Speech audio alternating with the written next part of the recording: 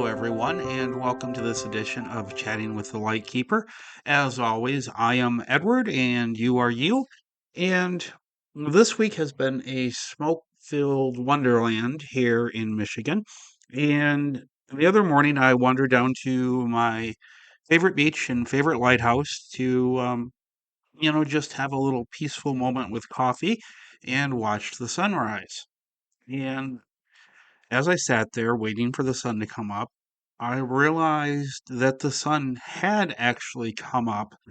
I just couldn't see it through the wildfire smoke, which was really shocking to me that it was actually that thick. So while I was there, I am a big fan of music. Music is sort of the accompaniment to my life, and normally it's jazz, Coltrane, uh, that sort of thing is normally what's going through my headphones. But this morning, or that morning, I should say, it was Amazon Music playing whatever. And a song by the Thompson Twins, If I Was King for a Day, came blaring through my headset. And that started the wheels turning in my mind. What if I was king for just a day of the world of BDSM, DS, and kink? What would that look like? What would I do if I was given that sort of power? And that's been spinning in my head since that morning. And here we are recording a podcast. And guess what? We're going to talk about the things that I would love to see changed. And I know this is not a complete list. This has been coming from voice notes I've left to myself as I've thought of things since that walk on the beach the other morning. So, a few things that I would change, starting with language and terms. So, if I was King Edward, I would decree this to be the way it is. And the first one might be unpopular, but the word alpha would be banished from the world of BDSM and kink. And I know a lot of submissives identify, including my partner Sailor, as an alpha submissive. And this is something that we go back and forth on when we decide to debate something kink related. And to me, I understand completely where the term alpha submissive comes from. It's coming from wanting to get rid of those negative stereotypes that are around submissive. That somehow being submissive means that somebody's weak, passive, less than, not ambitious, not driven, can't make up their mind. All those horrible, nasty stereotypes that are out there.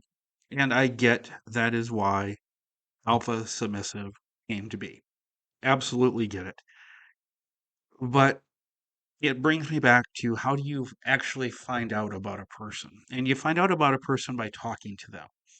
You know, if you're standing in line at Starbucks, you can't say for sure whether the person in front of you, for example, is a dominant or submissive.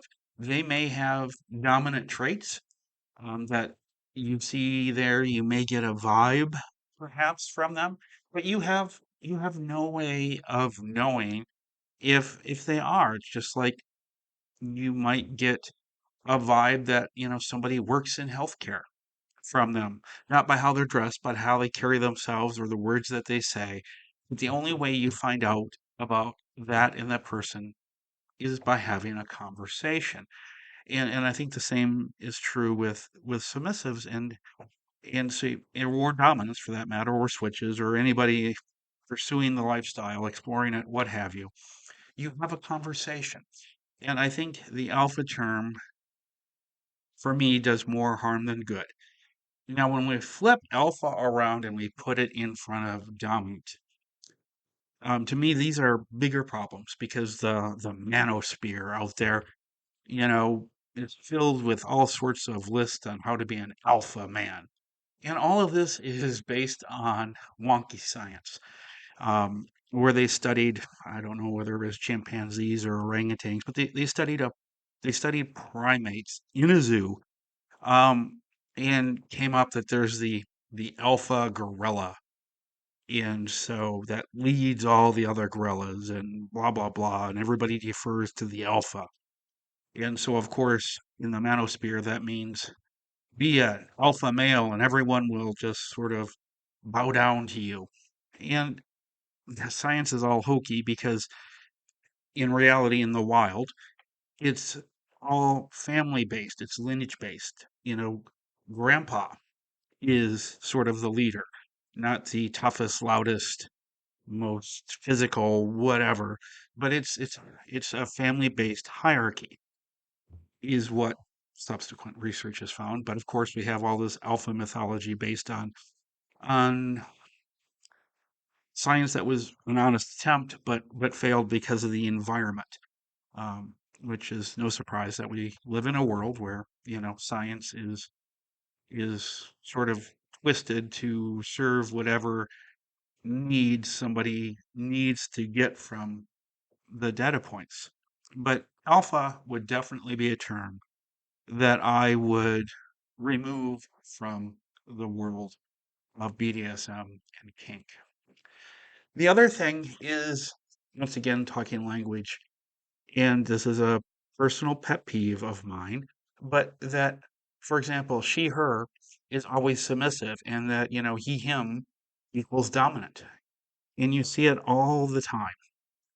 It's as if a person is female or identifies as female, they are automatically tossed into the submissive bucket. And if they identify as a man, they are gifted the dominant role. And that is so not true because DS is not something that is determined by gender or, any of that stuff. And I get if you're talking about your personal relationship, if, you were talking to Sailor, those pronouns would come up because that's talking about the relationship that that person is in, and that's perfectly fine. I guess my beef is the educators that are out there that continue to do that, and it makes me feel that if you are a male, say, and submissive, or your gender is not binary, that somehow you are excluded. We are excluding people by doing it this way, and so that is why, for me, that would that would be a decree that would go forth. Maybe the town crier would walk around and scream that in Kinkville. Uh, Another one that drives me bonkers is the dominance that after a relationship has concluded, they will bandy about and say, "Oh, well, the submissive, they were just too needy. They're just so needy." And it's like they're using it as a put down for the submissive, like, "Oh, they're a great person, but they're too needy." And what I think they actually mean is the needs did not align, right? We're all unique. We all have needs. We all have wants, desires, the whole nine yards. But saying somebody is too needy, it's sort of putting them down when the truth is your needs just didn't align. That submissive, when they find their ideal person or people, they are going to find somebody who doesn't think they're too needy, that their needs align, and it's great. Except the submissive is left wondering, am I too needy? Is something wrong with me? It unnecessarily puts baggage um, on a submissive that they have to carry and then work through. And we shouldn't be doing that. Just, hey, they're a great person. Our needs didn't align. Not We don't have to like take that next step and slam them. Even though sometimes with, exes, it can maybe feel good in the moment to hit a zinger in there and make them make the other person somehow put the other person down because it makes us feel like we're going up by doing it. And it just drives me batty to do that. So that that would be deep sixed. In the next and last bit on the language front here is the word true. And especially when we hear it with a true dominant or a true submissive. And really, this is gatekeeping language. What we are saying is, if you don't do what I, the dominant, says, you're not a real submissive because you don't do what I want or how I want. And that is just crap. There is no true way to embrace the lifestyle. There's the way that works for you, that's consensual, that's filled with negotiation, with informed consent, all that good stuff. But there's not a true dominant or a true submissive. We're all individuals, we're all unique. There's no unique path. So that one would be gone as well. True would be a word that would be used sparingly in King Edward's realm. Now we're going to talk about education, right? Because education is so very key in this world. And I have this wild idea that if you decide to enter the lifestyle, there should be some sort of like consent 101 class everyone has to take. And now I know if we did that, that wouldn't rule out people who know the answers, pass the test, get their consent card, and are still shit at it. I mean, it's like driving, right? If you're driving and you have a driver's license, that doesn't mean you're a good driver. It just means you knew how to pass the test. It wouldn't eliminate bad apples. It wouldn't eliminate consent violations, or worse, but it would make consent much more of a forefront, much more important.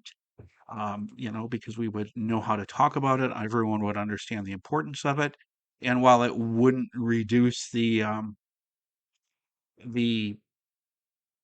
people who are bad actors, but hopefully it would reduce a lot of consent violations. I'd love to hear your thoughts on that, whether that would actually make a difference or not.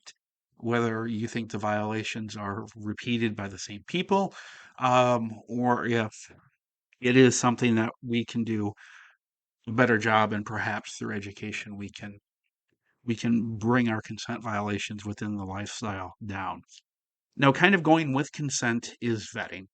And vetting is something that is so important to get to know somebody before you leap into whether it's play or relationship or all of that jazz all put together, or even just friendship. It's I have a phrase drummed into my head from when I was a small child by my mother that was, "You are who your friends are." So for me, it's very important to vet and understand and get to know those that I allow into my life as friends. And vetting is something, yes, we do skip, especially in the lifestyle when we have that spark, because sometimes it's so hard to connect with people, to find somebody who thinks like you do or wants some of the same things. It can be very easy to rush the vetting process or skip it, perhaps because we're lonely and this person has come along and they seem perfect. So I think we should have a universal consent and vetting class. And I know that's a pipe dream and it's crazy, and I just had no true ways, and here I am saying we should have these classes. But I guess rather than calling them a class that everyone has to take, in what I'm more trying to say is that everyone would take it upon themselves to educate themselves about consent and about vetting. That's really what I'm trying to get. Not that there has to be a universal process. So I hope that makes a little bit better sense. So now we're gonna kind of flip over to the submissive side of things, and many of these things are things you've heard before, but um, I would completely squash the myth that submissives are weak, that they're docile, that they have less intelligence, or that they lack ambition. Those are not the case at all. Submissives can come in any variety, shape, and flavor, just like dominants. And it doesn't mean somebody is weak. It doesn't mean a submissive can't be in a career, say, where they're making decisions every day that are hard and that impact other people. I mean, even a stay-at-home mom is making, or dad. I apologize, that did come across as sexist, so I'll put my hand up and own that. But the stay-at-home parent is making hard decisions every day that are impacting their family's well-being, their life, and the child or children. And so it doesn't mean that if they're submissive, that they lack ambition or that they can't make decisions. All of that junk would just be gone, and we would see submissives as people rather than somehow having submissive equal less than. Now, I do have a few more when we flip over here to the dominant side of things. The first one drives me batty, and perhaps you've seen it before. The dominant says, as a reason for their decision, because I am the dominant. Now, that phrase could be fun if you're, playing and it's within the agreed upon negotiated limits and everything during play to say, because I said so and I'm dominant. But really, good leadership is about being able to explain the reasoning behind decisions. Um, and that helps develop trust and develop the relationship. And I don't believe any dominant should ever tell their submissive outside of playtime the reason for their decision is because they are the dominant. So that would go. And that also every dominant would understand that being a dominant to a submissive requires accepting feedback and listening. And these things would be seen as a strength, not as some sort of challenge to the dominant's authority. I mean, there are so many D types out there that don't listen, and any sort of feedback from their submissive is seen as a challenge to their authority. And it always makes me think of the cartoon South Park when Hartman is on his big wheel and pretending to be a police officer saying, respect my authority. And that's what it kind of reminds me of, these dominants that just don't listen and they don't want feedback. So they would they would definitely be in for some learning skills conversations and classes. Um, Another thing is that aftercare wouldn't carry a stigma of weakness for dominance. Like if you're dominant, it's okay to say, "Hey, I'm kind of having a little bit of drop after the weekend. The weekend was beautiful, and now I'm sort of having some emotional struggles." That it's okay for a dominant to ask for aftercare for themselves. It's not always about the dominant providing aftercare to the submissive, but it's a river that flows in both directions for everyone involved. And another one is the bragging that some dominants do about breaking their submissive. Oh, I really had to break them. They were so headstrong. It was so much work and blah, blah, blah. We don't break people. That's not healthy. Tearing somebody down is not healthy. It's not. I'm sorry. It's just not. We break a habit. Maybe we break the submissive's bad habit. Maybe they're a smoker, and we, as a dominant, lead them through smoking cessation programs or find a way to help them stop the bad habit. We don't tear them down. Nobody can go back into the womb and become a blank canvas again. So I think we should eliminate the idea that a submissive needs to be broken and rebuilt. Perhaps, led on a path so that they can achieve who they want to be, led by the dominant, would be much better. And finally, when it comes to D types, the idea that a dominant asking for reassurance or emotional support somehow makes them less dominant. I mean, just speaking for myself, in the last year, I have faced some trying times. And one of the beautiful things that I'm so grateful for in my relationship is that I have reassurance and emotional support from a sailor. It's not, and it doesn't make me less than to you know ask for it. But it's a myth that somehow this is, and so that would go. So that's what I have for the role side of it. Now we're going to talk briefly here on accountability. And it seems like, especially if you read some of the posts like on FetLife, when somebody in a lifestyle relationship makes a mistake, somehow when that person, even if that they like owning the mistake, you know, honest apologies, learning from it, working to repair and change what led to the mistake is somehow frowned upon. And it drives me back. I understand that there are some mistakes that are unforgivable and that honest apologies, learning, and change behavior might not be enough. It's a fact of life.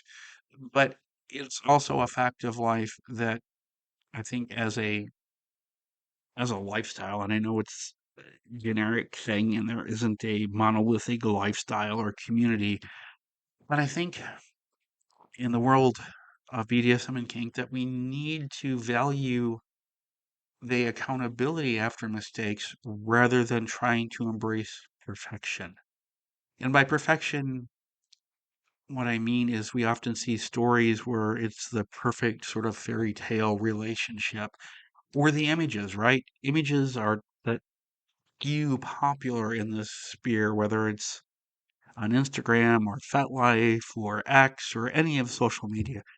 They always seem to be images of perfection rather than reality. So I would love to address, I guess what I'll call the accountability gap and how we value accountability. And since we just sort of talked about the monolithic community, I do have some notes for the greater community out there. And first is that safety should never, ever again be linked to somebody's reputation. Like, I don't want to hear anymore if I was king for the day or king for a year or for eternity. Heaven help the world if that happened. But I don't want to hear, oh, you'll be safe because they're so well known. No, seniority or reputation doesn't give somebody accountability. In fact, some of the worst people that I have met are people that set themselves up as leaders. And also many leaders that I've met are absolutely fantastic people that inspire me and also are someone to look up to as they should be. But there is a small group of leaders that use leadership for their gain, and that you're safe because they're well known is not something that guarantees safety. In fact, it's manipulating that, in my opinion. So, in my world, you're safe because they're so well known would never, ever be uttered. Um, the other thing is that somehow the idea that experience automatically equals competence. And it goes back, we can use the driving example again. Um, I have friends like myself that have been driving for years, and they're menaces on the road. They are. I mean, it's sort of like, if I look in my mirror and I see a certain member of my hockey team behind me, I'm going to slow down on the highway and let them have the left lane, wave as they go by, and let them get as far away from me as I can. Okay? Experience does not equal competence. Um, Even in our jobs, we can look at somebody who's our peer that's maybe been doing the job for years and go, oh my God, how on earth do they keep their job? And it's because experience doesn't equal competence. It doesn't, years of doing something doesn't substitute for knowledge, for skill, or I guess even more importantly, character. So that would be gone. Years of experience doesn't matter. And finally, we're going to talk about in this realm mentorship and local leadership, and the sense that this would come with responsibility, that they would be expected to educate responsibly and acknowledge their limits and say, that's a great question. And that's not something that I'm really experienced with. It would be as if somebody came to me and said, I've got questions about rope. And my answer would be, you know what? Those are great questions. Rope isn't my jam. So I'm not going to have the answers for you, but here are a few places that I would send you to learn about them. And sometimes our local leaders, or even if you're mentoring somebody, somehow admitting, I don't know, or that's not my jam, so it's not an area that I have expertise in, and referring them to another source is frowned upon. And I think that is something that would benefit so many people if we change that. Now, when it comes to relationships in the lifestyle, a couple things bug me. And if I was king, these would change. First is that somehow, if a dynamic isn't 24/7 in DS, it's not legitimate. And I would just like abolish that. However, people structure their relationships, it's up to them. And just because a dynamic isn't 24/7, it doesn't mean they're less than. It just means this is what works for them. And we should embrace that and accept that and not diminish what it is because they don't meet a certain standard. Um, and that ties in with that there's a certain correct way to build a DS relationship. Like you can have this Excel spreadsheet and you check off box one, and okay, we're on to box two and three, four, so on and so forth, until you've checked all the boxes and you are in the DS relationship. Um, Everything between people is unique. There's no one path to building an ideal relationship. The only path that should be there is, you know, relationships built on informed consent that are negotiated and structured like that. And in between how people get from point A to point B is on them. There isn't a one certain path everyone would follow. Now, this brings me to those who are new. And a couple of things. First of all, I see this often and it drives me batty. People who are new should be encouraged to ask the questions they have and not be shamed for not knowing the correct vocabulary or maybe the etiquette. There was a exchange the other day I saw where a new dominant, they mixed up ritual and protocol in how they said things. And I can't remember whether they used protocol for ritual or ritual for protocol, but they did. And it was an honest mistake. I could make it today. And rather than having people help them or answer their question, it was like they pulled out some wood, built a cross, and started driving nails into this dominant who asked the question, who made a mix up, an honest mistake. And I'm thinking to myself, that person is never going to want to ask a question again because of this. And we need to not do that. We need to just accept that. And on a personal aside, I often learn more from talking to somebody who is new because somebody who is new is not coming in with they haven't sort of been sold well, it's always been done this way logic. They are coming in with a fresh perspective with new eyes. And those new eyes, an open mind to be like, yeah, why do we do it that way? they're new, but I like that idea. We don't have to do it the way it's always been done. That's excellent. So I think we need to be much kinder to people who are new. And the other thing with new people and with education, we should value the education much more than how things look. And once again, the how things look gets back to, the picture of the way DS is portrayed to look beautiful and to be seamless in all the popular social outlets and things where it's shown. It's rarely shown to be just like any other relationship that can have moments of beauty, moments of being a complete mess, and all the things that come with a typical relationship. And we should focus more on the education side rather than creating perhaps content that is beautiful to look at. So now we're going to come to perhaps the biggest pushback. And if I was, as I said, king for a day, would probably end up in court because it's going to piss off some of the billionaire class. And that's the media. How the media portrays BDSM.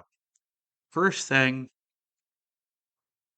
I would get rid of it because whenever you see sort of BDSM most of the time on the screen, it's sort of coupled with the character who's kinky, having had some sort of horrible trauma or abusive situation in their past.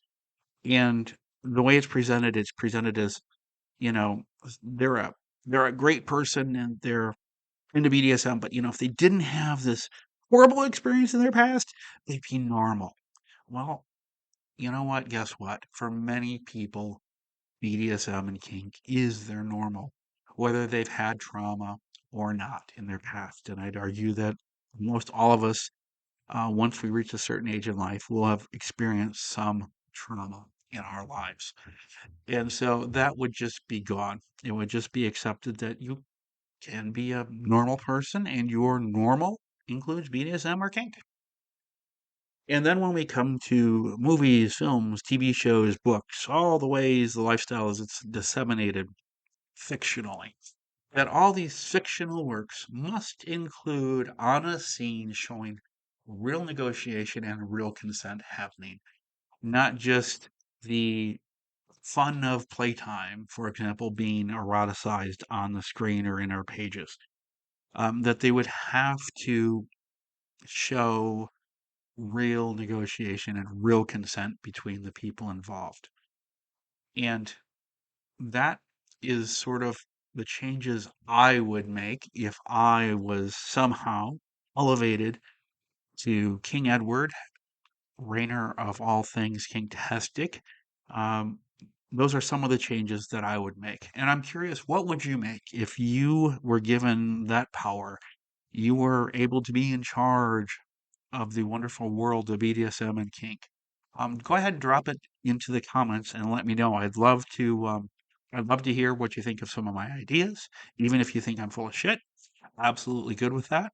Um, and I'd love to hear what you would change because I know I've missed some very important things through my little ramble today. Rather than sit down and try and look for important things, I just made voice notes to myself all week and put these together in this pod. And of course, wherever you are listening, I would love it so much if you would tap the like button or the follow button or the like and follow buttons if they're there, um, and follow along so you get notified whenever a new podcast drops. And the like button simply tells the almighty algorithm that I am not screaming out into the void, and I hope I haven't been screaming. It would probably be really annoying. But if you could do that, I would very much appreciate it. And I've got one last favor before I wrap up. The last few weeks, I have been diligently working on my website, chattingwiththelightkeeper.com. I, for a history nerd, have learned so much about HTML coding, and I have completely updated my website. And I updated it to make it easier to navigate, easier to find what you want. Everything, if you've been there before, the things that you like and love are all still there. I just think I've done sort of a revamp to make it much easier to navigate, to find what you want, and also sort of speed up the experience a little bit so it's easier for you to get to exactly what you want, where you want, and sort of only see the information that you want. So I've done that, and if you could take a look, I would be absolutely honored. And I would especially love it if you are somebody who's used it before many times. Drop me a note, Instagram here, however you want to, and just let me know what you think of the revamp. And if you find problems, because I know they're lurking. I am not a programmer, so I know I've mucked something up somewhere, probably multiple muck-ups. And so if you find something like that, please, please, please let me know so I can go in and find them and fix them. There's only, we're sort of like our worst own proofreaders. I can go through and proofread it because I sort of have that anticipation bias. I know what this link should take me to, so I, in my mind, think, yeah, okay, it's good, and it's actually not because I'm anticipating seeing something and what actually comes up is different, but my mind tells me it's right. So I would really, really appreciate that. So on that note, I will wrap things up. Thank you for your time. I greatly appreciate your time, spending a little over 35 minutes here with me. And I look forward to chatting with you again in 2 weeks.